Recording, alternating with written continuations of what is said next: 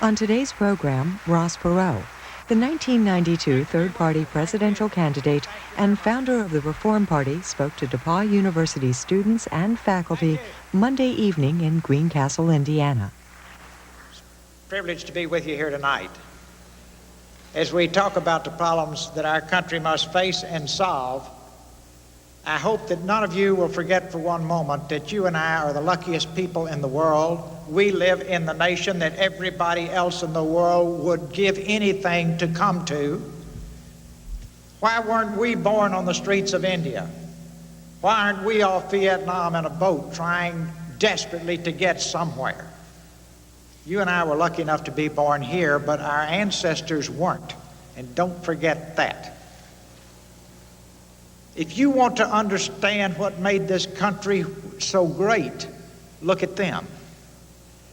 Most of them, believe it or not, filled out their papers, waited in line.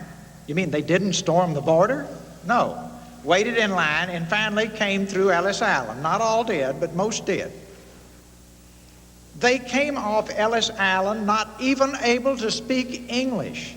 Now, in today's world, you would say, well, certainly there's some government program that's going to take care of these poor, desperate people. No, they went out and scrambled and got a job. And then they would start to head west. Well, surely there was a federal program to provide covered wagons and mules and oxen, right? No, they saved their money. Couldn't they buy it on a credit card? There weren't any, thank God. You saved your money, looked forward to things, and then bought them. And then as they headed west, you'd say, well, surely the government had a network of motels where these people could stay at night and, you know, early versions of McDonald's where they could drive through for a burger. Absolutely not. There weren't even roads. The Pioneer's Creed says it all. The cowards never started, the weak died on the way, and only the strong survived. But one of the reasons the strong survived is at the end of the day, when they stopped the wagons and they formed a circle to camp for the night, there was no food until someone went out and hunted for food. Some would find food and others would not find food. But the great part in the magic of America is that those who found food shared it with those who did not, and they all moved forward the next day. I want you to understand, because you're in college, you're going to be out of college, I want you to know where the #1 growth industry of the United States is. There it is right there. I realize this is going to be hard to see, but that one is going up like a rocket. America's #1 growth industry is the U.S. government. Right down here is computers.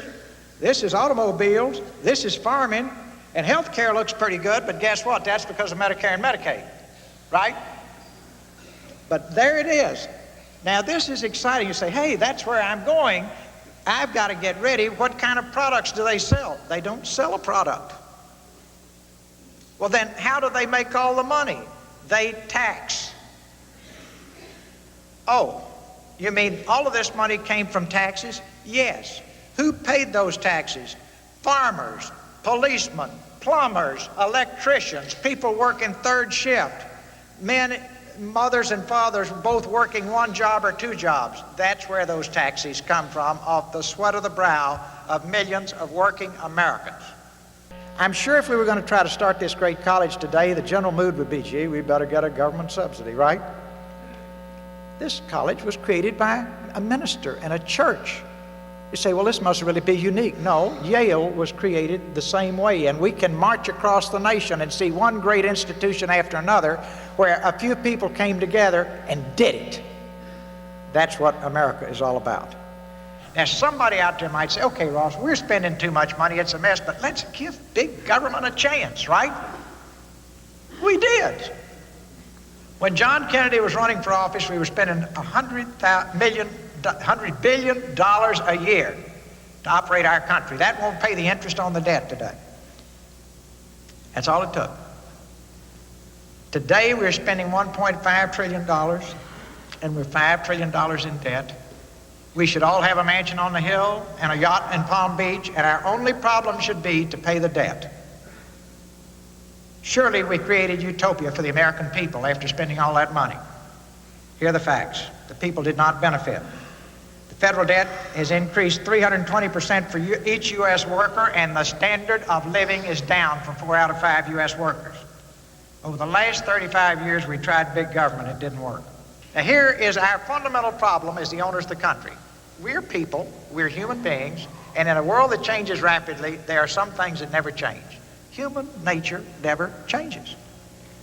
And one of the most fundamental traits of human nature is to maintain the status quo and keep things just the way they are until after a crisis develops.